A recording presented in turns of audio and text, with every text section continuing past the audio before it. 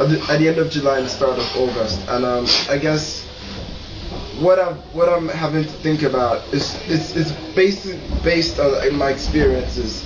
And I began working on the show, then I threw it away. I've basically come up with 5 different versions of it. At the moment, I have 2 basically 25 minutes to half hour sets, and I'm not sure which one to work with, which is developed on hours. So I'm thinking of just reading actually both beginning halves of the show, which may be interesting. So did you say 2 25-minute things? Yeah. And you're going to read the first half of both? No, I'm going to read. Well, I'm joking. You're Ghanaian, don't forget. Okay, so I may try and read. It's kind of weird. I got into a lot of trouble when I was growing up, an obscene amount of trouble. Things from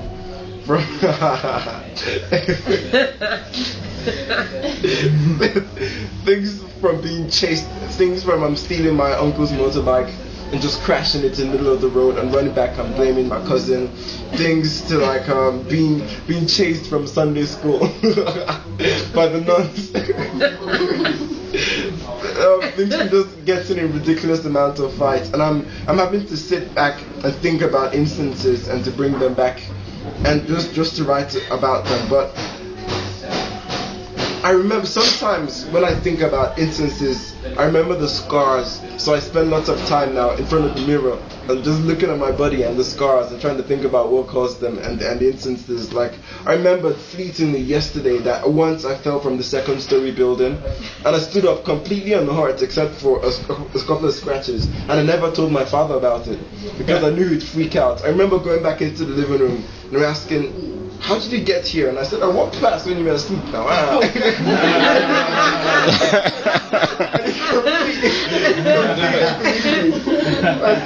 And I remember once I was playing football downstairs, and I ran into a parked car, and and I had this huge massive cut to my foot, and I could see into my bone. It was that deep. It was ridiculous. But this is this is trying to describe something I did in boarding school. Do you think you could start the show just telling just you just know? Because that's the beginning. The story begins. I'm from a long line of troublemakers. It kind of goes into description about it.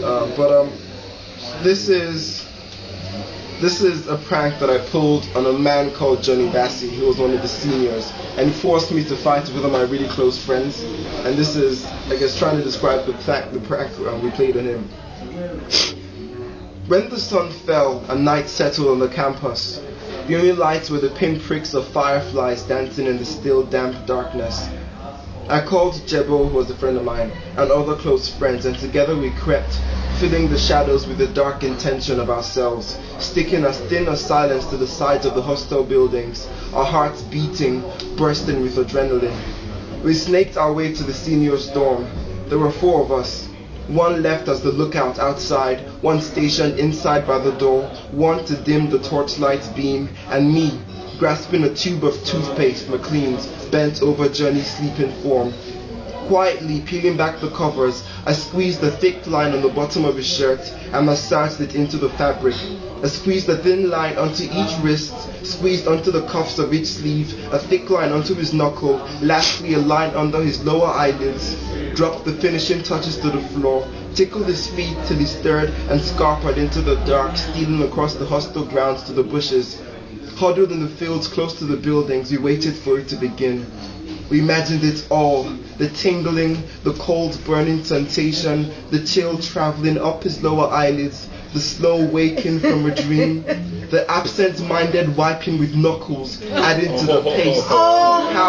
How he'd flip his wrists and rub harder, adding more. How he'd panic, reach for the sleeves, find no clean cloth, no relief, just more pain. Pull his shirts to his eyes, adding more. How he'd find no way out, roll off the bed to the floor, stacked with thumbtacks. How we'd hop, imagine how his loud, shallow cries run into the bathroom, and we laughed ourselves stupid, but we did not hear a thing. We didn't hear a thing at all. Maybe he's sleeping. Don't worry, I'll go and check and wake him up. So that's where I am so far. That's What birth sign are you? Pardon? What birth sign are you? Scorpio? I was born between Libra and Scorpio, so I'm a Librio. That's What day? 23rd of October. Scary. So I'm thinking of instances of just getting in trouble, and that we got beaten that night. We were caught by the head boy running away from the buildings, and we were punished in front of the whole school and assembly. And there was this French teacher called Monsieur Batcock. Like, he'd come into school every morning. He'd come into school every morning, draw a bat and a cock on a blackboard, underline it 3 times and stab it with the chalk, saying, "Oh yeah, what is my name?" And 3 times.